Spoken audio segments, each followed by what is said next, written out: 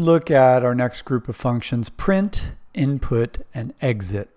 I'm calling them behavioral functions because unlike the processing functions, they don't necessarily take an object and then do something to them. They more like react a certain way or make the program behave a certain way. So behavioral is my term. And each of these functions don't so much process a value, but cause the program to behave a certain way. So len will take a string and return an int.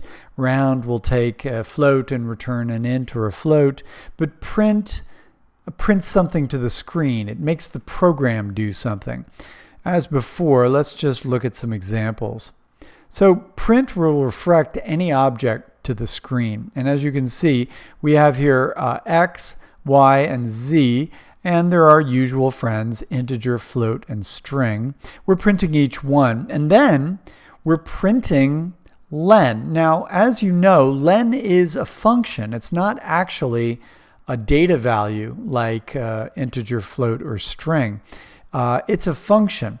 As it turns out, you can print anything to the screen. It doesn't matter what it is. So if we run this code, we see 5, 5.5, 5.5, and then it's a little weird, but built-in function len. Now, what you're seeing in that last line is what a function looks like when it's printed. Notice we're not actually calling len. What would len look like if we were calling it? Well, it would have parentheses and we'd say hello or something like that. But that's not us. That's not what we're doing here. We're not calling len. We're actually printing len itself. The only reason I'm showing this to you, and it's really kind of more advanced, but the only reason I'm showing you printing len is that print will take anything. Print will print just about anything. I think the only thing that it won't print would be something like a plus operator. That's not really anything that we can print. It's not really an object, but as it turns out, everything's an object and even a function's an object. Now this is a little more advanced, so it's not important to know. The important thing to know is that anytime you want to print anything, whether it's a variable, whether it's a literal value, you could put a literal value right here. You could put a literal value right here. Whatever you want to print, you can put it in the print function parentheses as the argument. Notice too that printing doesn't tell us a lot about type. If you print y and z, which as you can see are different object types, a float type and a string type, they come out the same when you print them. That's because print is really just showing us a very easy to read representation of what we're seeing. It's not trying to get technical with us. If you say print a string, it prints the value of the string, that is the characters. If you tell it to print a float, it's going to print the float value. And those two happen to look the same when you print them. So obviously, if you wanted to check the type of an object, you'd be using the type function. And again, that looks like this. Here I am printing the type of 5.5, and then I'll see, as long as I save it, I'll see class stir. So print will work with any object, and print will also work with a list of objects. You can give it any number of things to print. If I comment these lines out,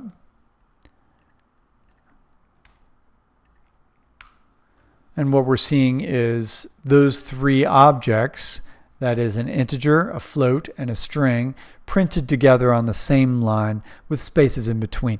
We use the commas with print just for convenience. If you want to print three things together or two things together and you don't mind what it looks like, it's just going to have a space in between, you can use multiple arguments to print. For input, we have a very, very special behavior. Watch closely what happens when I run this program. Please enter an int.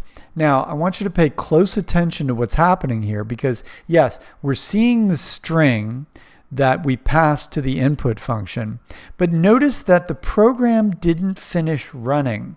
It's actually paused. It's paused because input's behavior is to cause the program to pause and wait for keyboard input. So I can type, let's say 55. Let's put in 55. And then if I hit enter, I see X has been printing. That's 55. And the type of X is string. Now let's look at this closely and see that it makes sense. When I ran this program, the program stopped and waited. You can see the blinking cursor, and you can see that it's waiting for me to type something. I can type whatever I want. So what's the meaning of the string please enter an int as the argument to input?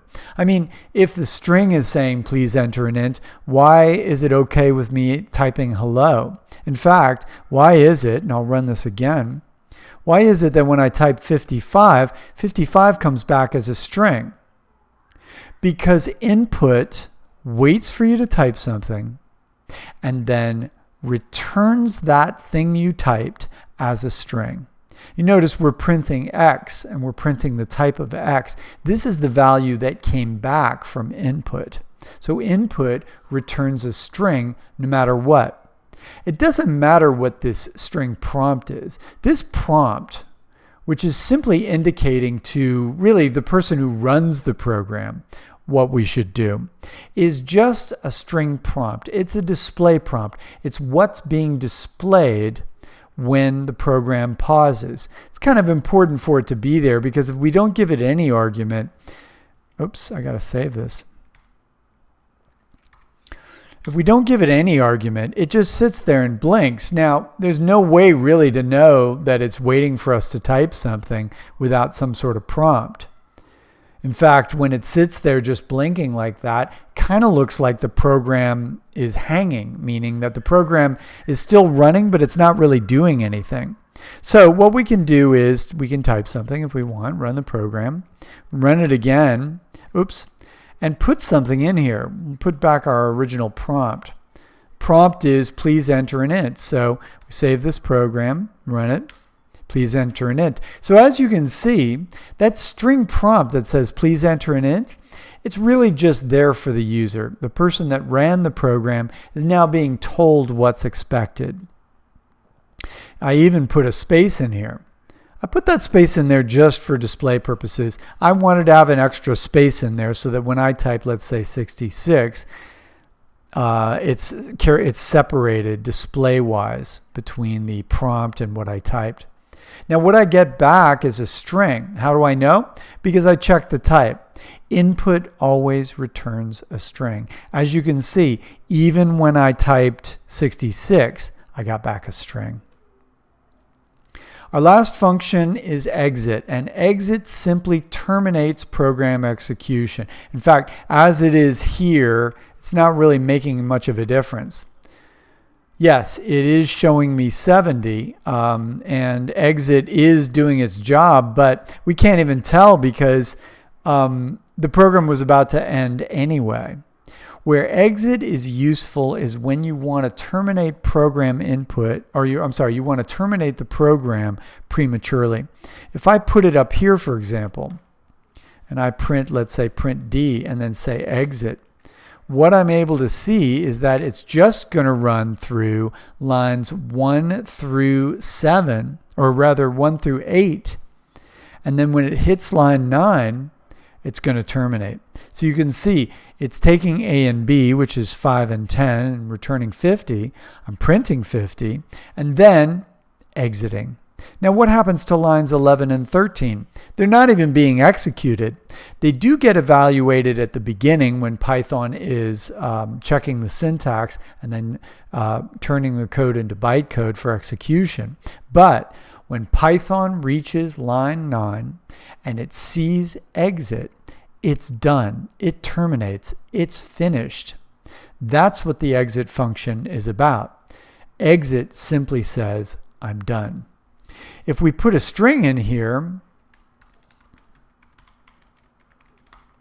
this string is also just for display, and this string will get printed.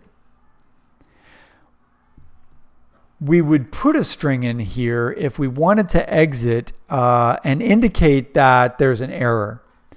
Now, this program is not an error. I'm just messing around.